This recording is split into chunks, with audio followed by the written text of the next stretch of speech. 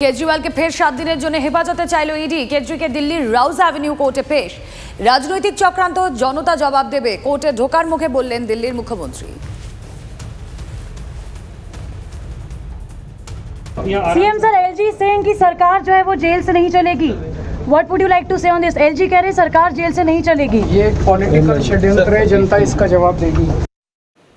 আর এদিকে দিল্লি হাইকোর্টে বড় স্বস্তি কেজরিওয়ালের। কেজরিকে মুখ্যমন্ত্রী পদ থেকে অপসারণের আবেদন খারিজ দিল্লি হাইকোর্টের। আর এই বিষয়ে সিদ্ধান্ত নেবেন দিল্লির উপরাজ্যপাল ও কেন্দ্র।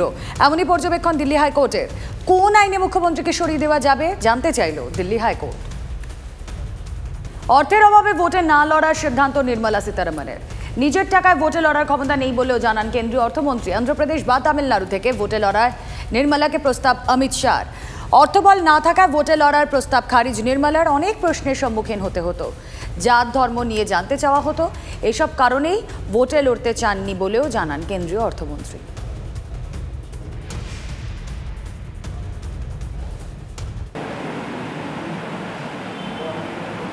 ব্যক্তিগতভাবে নির্মলা সীতারামনকে কখনো অভিযুক্ত করিনি আমরা, কিন্তু নির্মলা সীতারামন যে সরকারের হয়ে অর্থ মন্ত্রক সামলাচ্ছেন, সেই সরকারের পক্ষে যখন তিনি তর্ক করেন তখন তাকে দেখে খারাপ লাগে।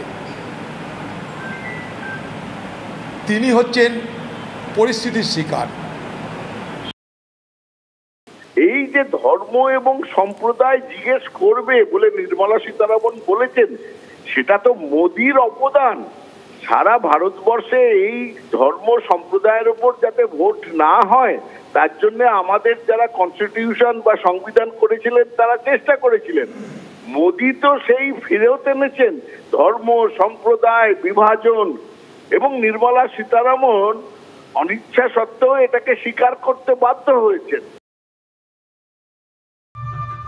বিজেপি প্রার্থী অভিজিৎ গাঙ্গুলির নামে পোস্টার। মেদিনীপুরের নারায়ণগড় বিধানসভা এলাকায় তমলুক লোকসভা বিজেপির প্রার্থীর বিরুদ্ধে নানা পোস্টারে ছেয়ে গেছে, যা নিয়ে রীতিমতো শোরগোল। স্থানীয়দের দাবি বঞ্চিত জব কার্ড হোল্ডাররাই পোস্টার লাগিয়েছেন, যদিও পোস্টার ঘিরে তুঙ্গে রাজনীতির দড়ি টানাটানি।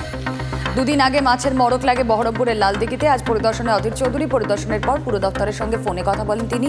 অধীরের দাবি, 3 দিন আগে মাছ মরলেও এখনো টনক নড়েনি পুরসভার। প্রশাসনিক উদাসীনতাকে দায়ী করেছেন তিনি। ভোট যত আসছে আগ্নেয়াস্ত্র উদ্ধারের হিড়িক। এবার হুগলি সিঙ্গুর জালে 1 ধৃতের নাম অনুপ বাগ, বাড়ি মগরার বেনিপুরে। পুলিশের দাবি, আগ্নেয়াস্ত্র নিয়ে ঘোরাঘুরি করছিল অনুপ। পুলিশের টহলরত ভ্যান গ্রেফতার করে তাকে।